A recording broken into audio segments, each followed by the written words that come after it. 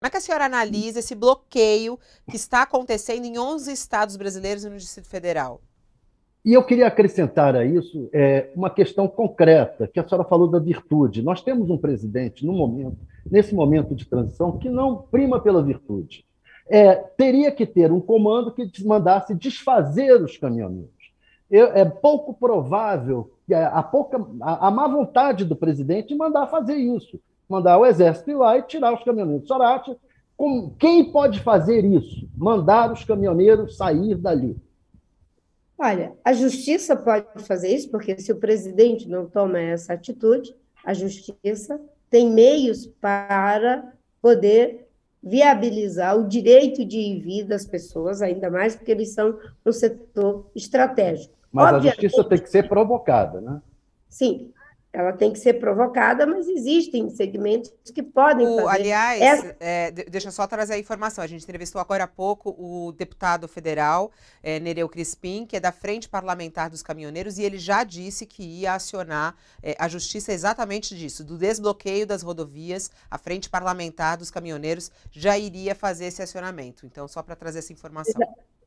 Exatamente. Então, você tem outros agentes que podem fazer essa provocação de ofício, e, no caso dos caminhoneiros, eu entendo isso como uma espécie de Capitólio do alá Bolsonaro.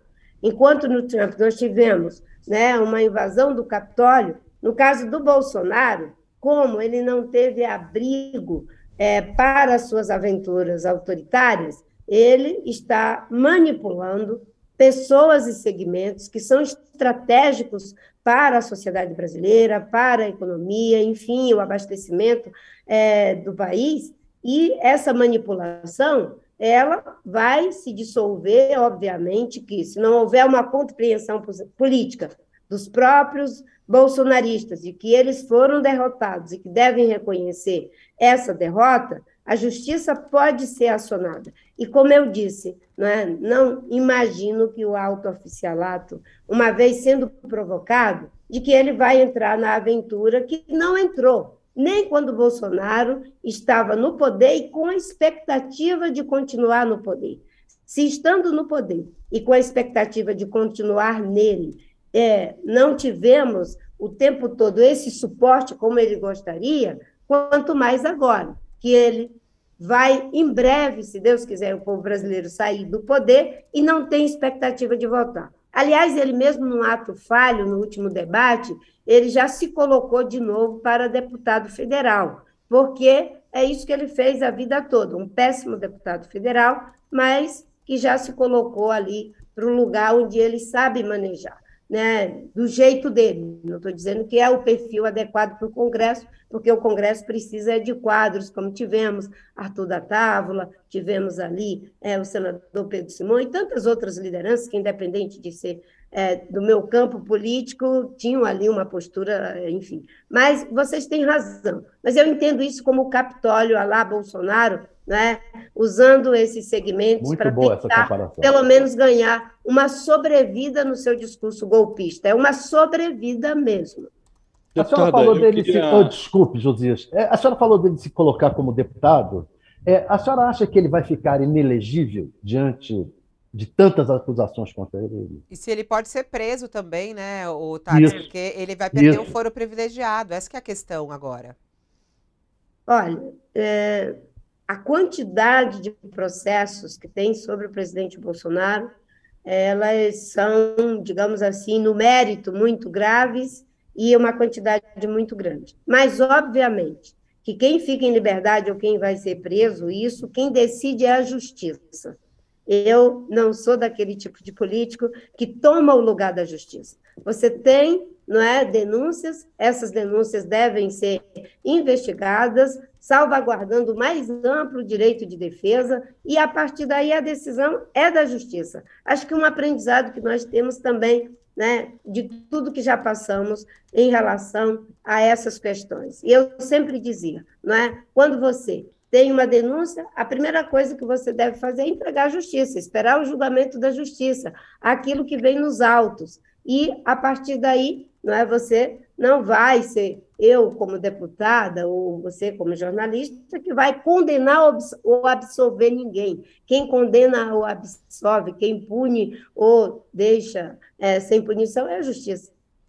Deputado, eu queria pedir à senhora que fizesse uma reflexão também sobre as igrejas evangélicas. A senhora é evangélica, nessa campanha nós tivemos um forte debate sobre religião. Há lideranças evangélicas que já foram fotografadas ao lado do Sarney, do Fernando Henrique, do Lula, da Dilma, e agora passaram a cortejar o Bolsonaro.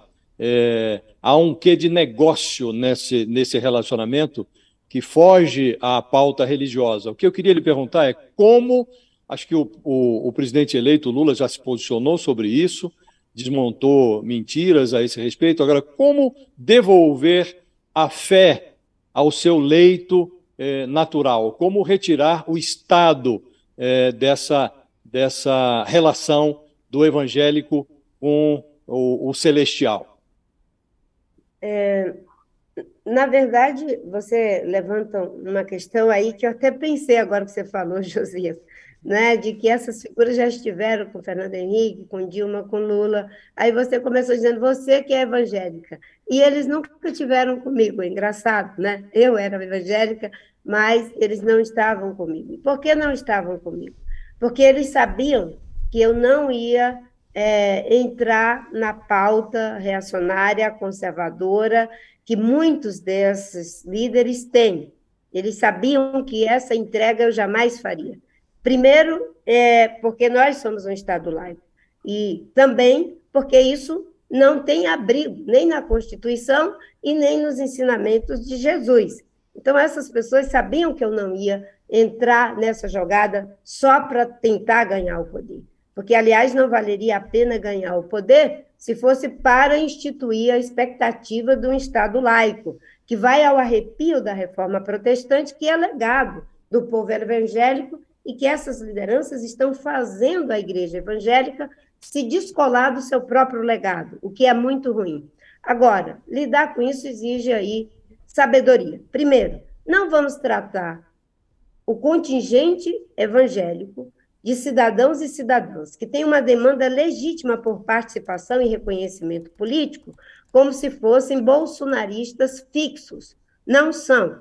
Tem uma parte que vai, com certeza, perceber que esse discurso de ódio, inclusive os episódios que aconteceram na reta final da campanha do Bolsonaro, isso depõe contra a fé cristã, isso depõe contra a igreja. E, obviamente, que do lado do campo progressista, da esquerda, enfim, da intelectualidade brasileira, tem também aí um caminho de diálogo. O diálogo é algo que não precisa ser necessariamente para levar a uma concordância. Eu gosto muito de um escritor chamado Jean Ansaldi, que ele diz o seguinte, de que nós temos uma base comum. Qual é a base comum? É o homem, somos todos seres humanos.